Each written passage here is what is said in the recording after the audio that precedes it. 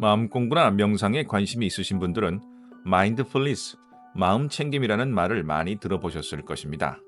마인드풀리스라는 단어는 고대 불교의 개념을 영어로 번역하면서 생긴 말입니다. 마인드풀리스는 기억을 의미하는 팔리어, 사띠를 번역한 것이죠. 불교의 가르침에서 사티는 높은 인식 상태에서 자신의 생각, 감정, 주변 환경을 바라보고 알아차리는 것을 말합니다.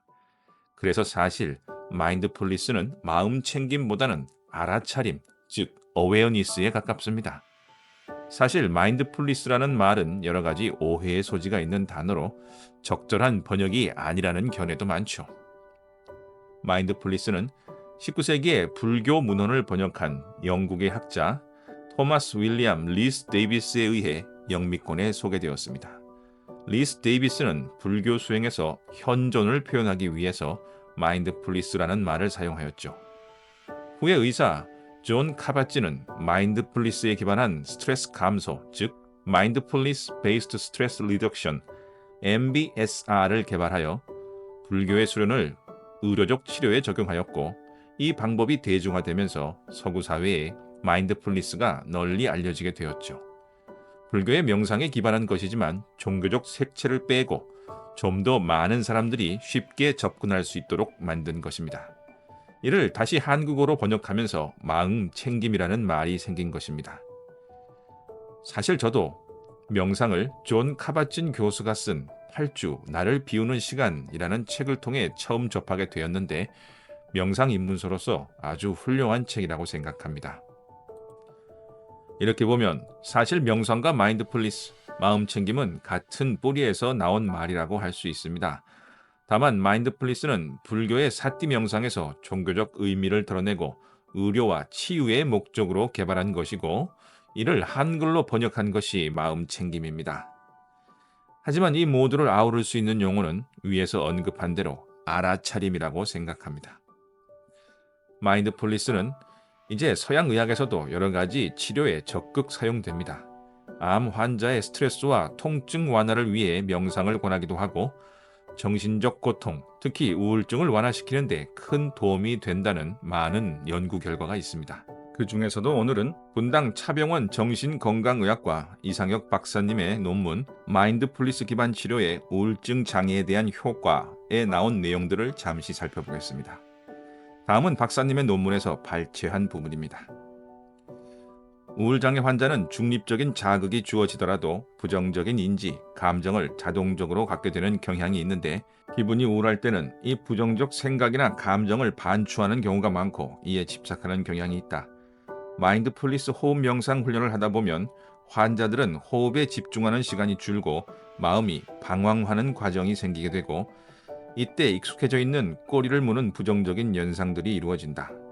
이때 치료자는 이를 자동적인 자신의 반추라고 알아차리고 혹은 자각하라고 교육시키는데, 환자들은 역시 나는 안 돼 등과 같은 자신에 대한 질책이나 비난으로 이 마인드풀리스 과제를 힘들어하는 현상이 생기게 된다.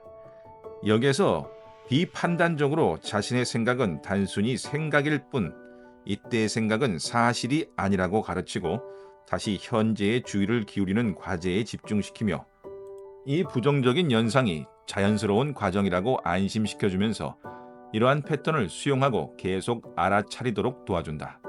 마인드풀리스는 치료자가 환자의 인지를 반박하고 이를 직접적으로 교정하게 하는 전통적인 인지행동 치료와는 다르며, 치료자가 수용적으로 환자의 자동적인 연상을 받아들이고 이를 통해 환자 또한 안심하고 자신의 자동적 패턴을 수용함으로써 교정적인 반응이 일어나게 하는 새로운 측면이 존재한다.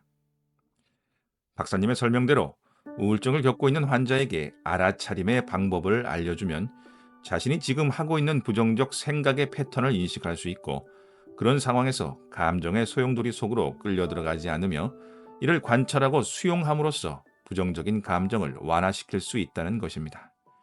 아주 쉽게 말하자면 부정적인 감정이 곧 자신이 아님을 깨닫고 감정과 자신 사이에 좁은 틈을 만들어내는 것이죠.